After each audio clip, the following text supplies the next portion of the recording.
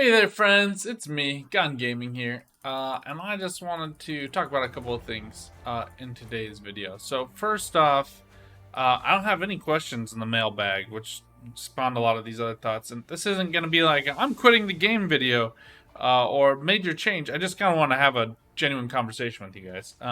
It's kind of hard to do since you're not on here at the same time. Uh, and I haven't had time to do Twitch or YouTube streaming, so we'll figure that out. Hopefully by the end of this year I'll have a little bit more time.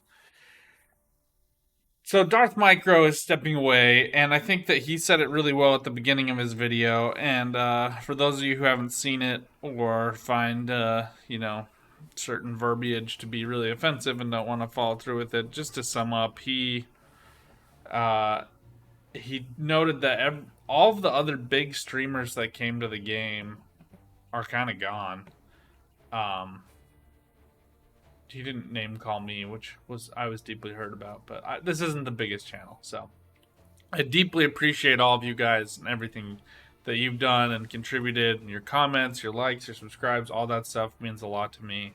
As somebody who just does this as like a hobby, that kind of engagement is just really enjoyable, really meaningful for me. But I think like for other people who do this for their day job, it's not paying off very well, so they can't do it for their day job. And I think that is it's an interesting anecdote in this game and in mobile games or gaming generally, how quickly a game will die nowadays if it doesn't have content creators making content about it. There's really no other way to spin that, and I just don't think Netmarble didn't really appreciate that. I also think Netmarble has been really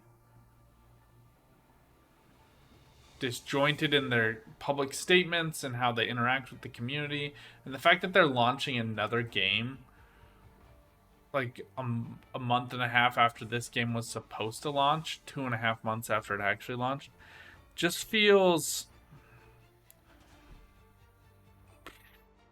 like a bit of a blunder. I don't want to say like inconsiderate because they don't owe us anything. But are they acknowledging that they think that this game is dead by releasing another game? It kind of feels like that. I have a couple of friends who played Black Desert Mobile, and obviously made by the same company. It feels very similar to this game, and the storyline is a little bit better. The character options are better. New classes have been introduced. They've teased Magic coming to the game, but she's not here, and I don't know when she will be. They've released more new content for the game that wasn't pre-announced like Magic, or wasn't pre-teased like Magic. The Eternals arc is one really good example, and I think that kind of drives down engagement, right? Because some people like myself will start hoarding costumes or things so that we can start building up Magic right away, because we anticipate that the newest best thing will be the best thing in the games. That's just generally how mobile games work. So, I kind of expect that to happen. And until she comes out, I think that people are just going to kind of be sitting around on their hands waiting for that to happen. And for me, as a longtime content creator for Gwent, that it's a very normal, natural cycle for engagement to go way down when we know something is coming, when it's like palpable, tangible. There's a pre-announced date, especially, but if there's just like a pre-announced thing, that the new thing on the horizon awakens us to our dissatisfaction with what we have right now. And I think this is true. Like, if you've ever taken a new job, for example, or if you've been interviewing for a new job, like, you could be really happy in the job you're in right now, but as soon as you interview for a new job, you're like, oh, I'm done with this aspect of my current job. I just don't want to do, without really thinking about like how the new job will have those same issues, like that you, and often ones that you haven't thought about yet, with a colleague that you've never even met yet that will annoy you. The grass is always greener, I suppose. That's an idiom that we often use here in the United States, but it's usually about the same shade in the end. And I think that Magic will end up being that way, but just because we're all waiting for it in a collector game makes it so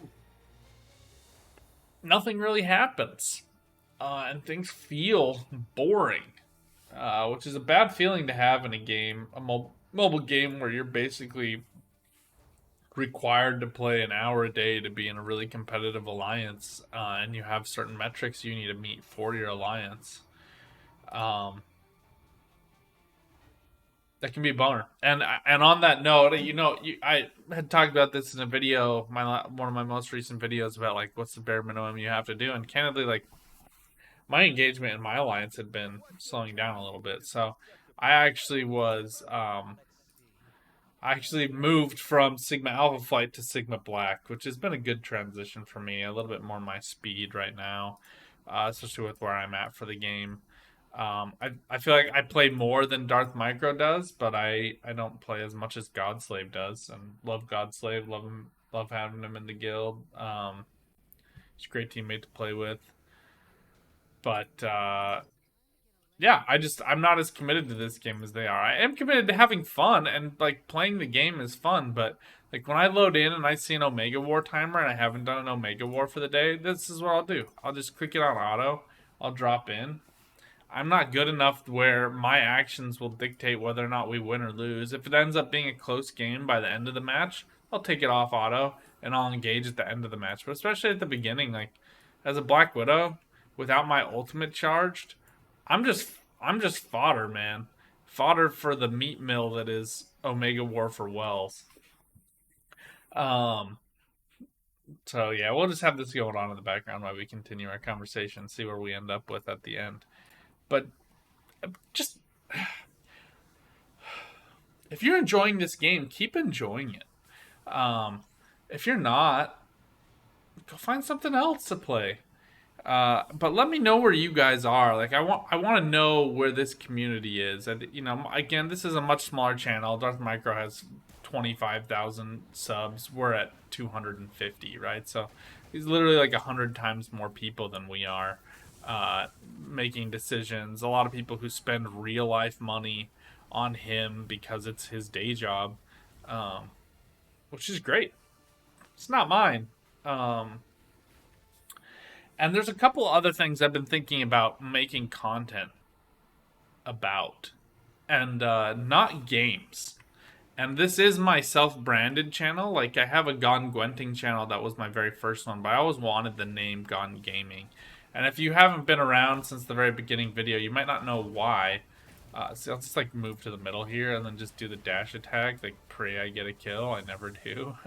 Always your teammates get more kills in Omega War. Anyway, but the reason I wanted to pick Gone Gaming is the acronym is GG for good game, which I really liked.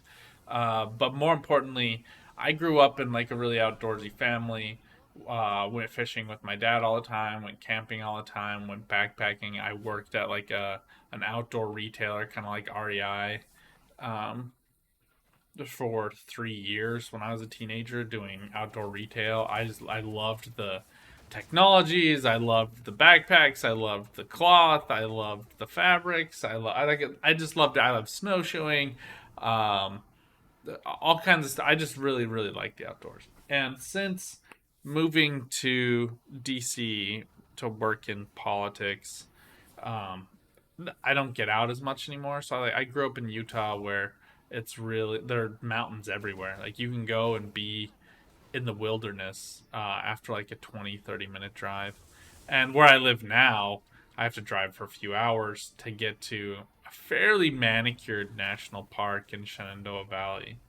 Um, it doesn't feel nearly as wild as Utah's wilderness did. So I miss that. And something that I really turned to, especially. And the other thing too, if you guys know, my wife is a content creator. She does art classes, and she, because she has her own business, she can do the hours she wants to most of the time.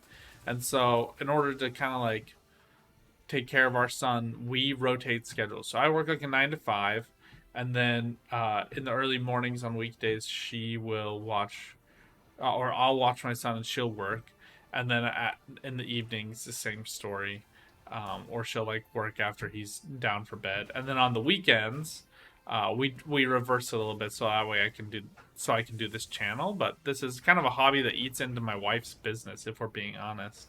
Um, but it's a fun hobby for me, and so I like doing it. And she's really supportive. But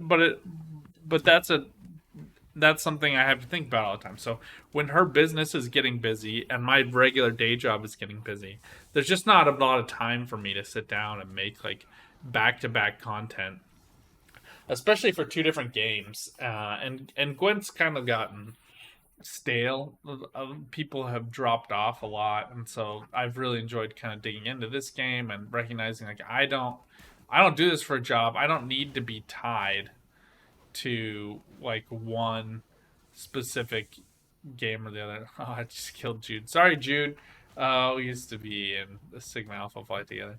But like people will come and kill you at your base. Voltage Sauce, same thing. Um, looks like they teamed up. Uh, we have like a bunch of people. It's not like all concentrated in one person. Voltage Sauce is kind of catching up here, but the points were really skewed to one side. We'll see if it tightens up. Um, but I get distracted. So and this has been helpful to kind of help me work through my thoughts, have something going on in the background. Um,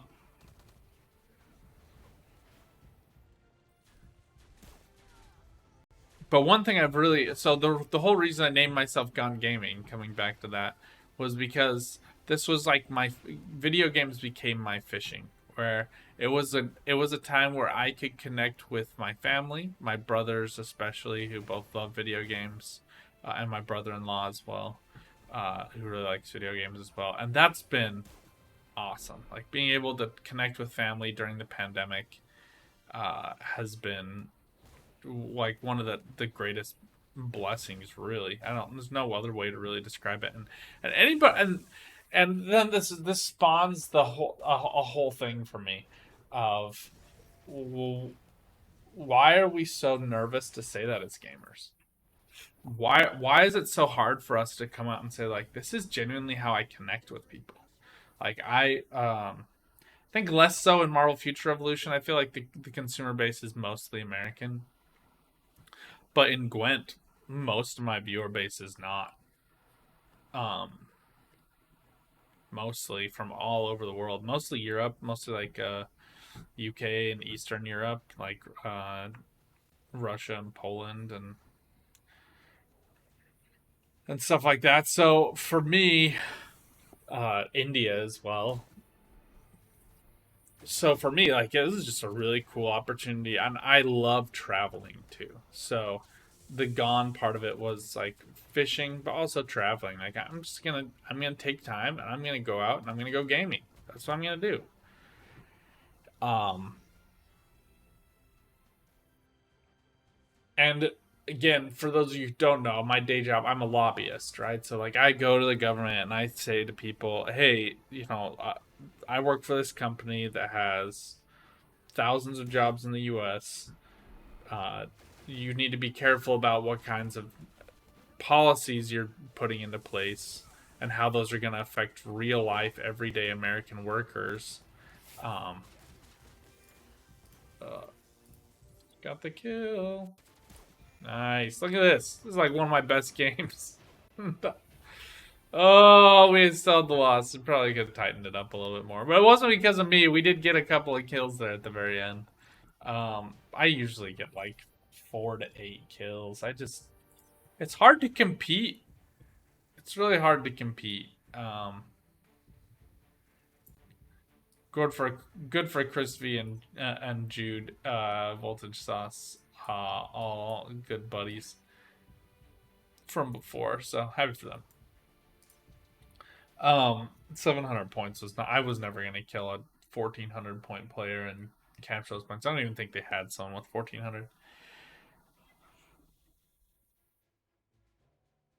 But there actually is a trade association in DC that does video games, the Entertainment Software Association. And you guys probably don't know them for their work in DC. You probably know them for E3.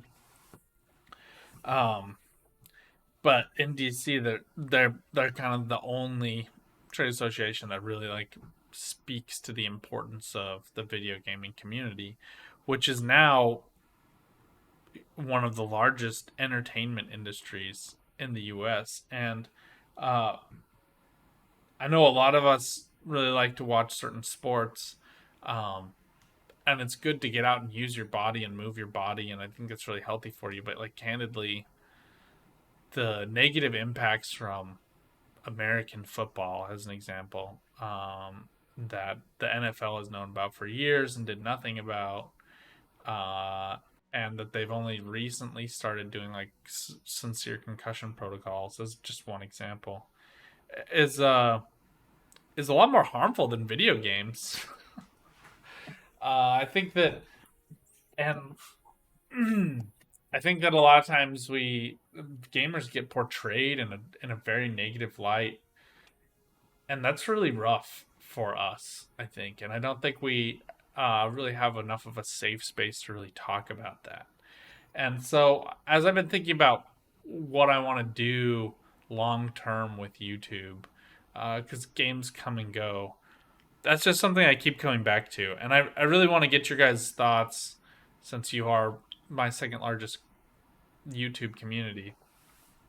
What do you guys think about a channel or like a once a week video on this channel where I just kind of talk about video games? Like there are a lot of statistics that are really interesting that I really want to kind of dig into and have some conversation about.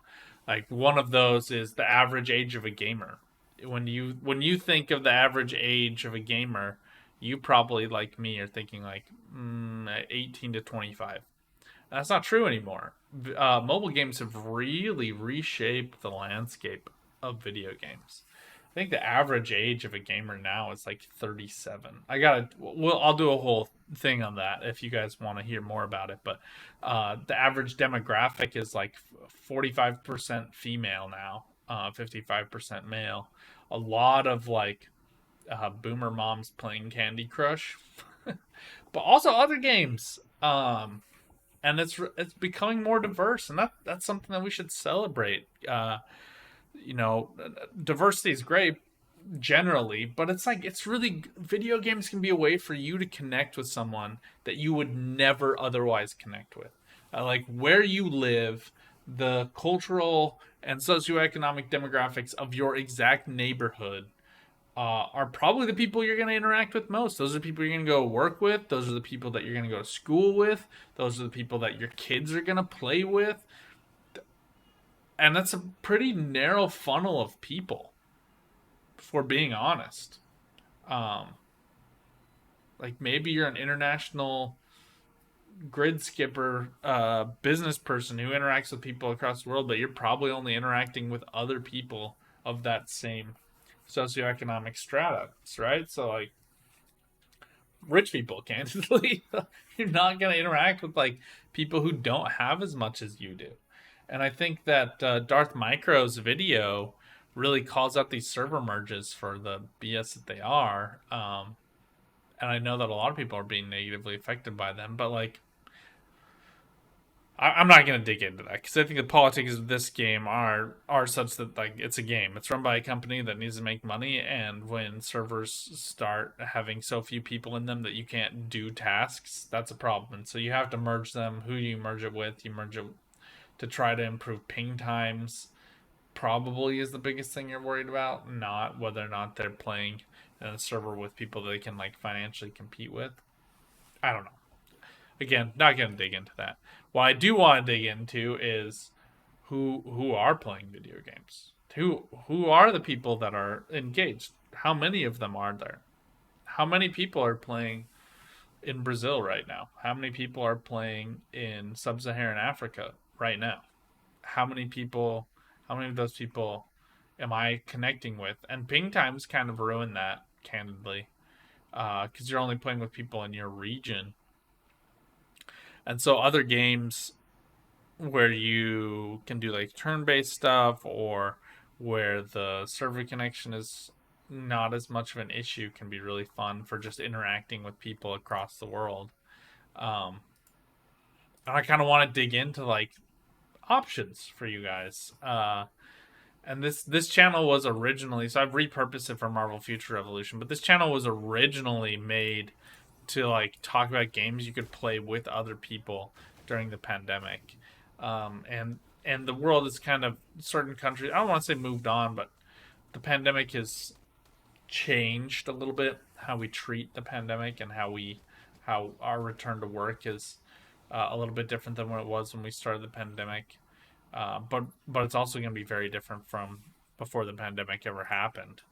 And I think video games are going to be something that we might not be doing as much, but we're probably going to be doing more in the future than we did before. And I kind of want to talk about that stuff, but I want to know what you guys think about that. Let me know in the comments down below whether or not you like or dislike that. You can also just like or dislike this video. And the thing I kind of want to end on here is, if you want me to talk more, I'm not even going to say like only, because I candidly don't know that I'm only going to be doing Marvel Future Revolution on this channel in the next couple of months. But if you only want me to be talking about Marvel Future Revolution, please put that in the comments. But more importantly, like, if you want me to be talking about it more, it's not your job to tell me what to make videos about. But if I don't hear questions, comments, concerns, frustrations from you guys, I kind of live in a vacuum. And, I miss the rollout of companions. And candidly, as a free to play player, like, it's going to be a little while before I make a video about companions. Some of these passive buffs are nice, like Ursa's, which it doesn't show it stupidly, but like Ursa's XP gain, that's cool.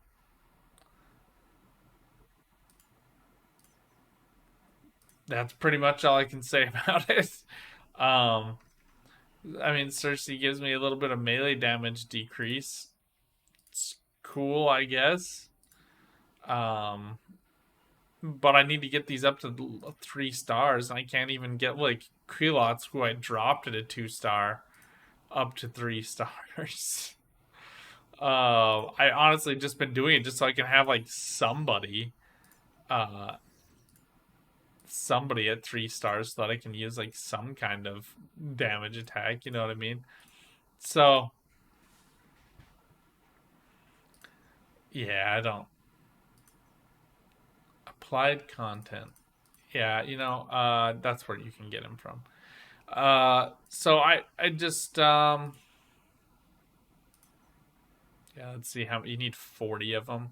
It's just such a rot, such a ride, this game. And it's such a grind for us free to play players. There's not really another way to spend that. So I'll be plugging away. I'll still be grinding this game a little bit, but my enthusiasm has waned, I think.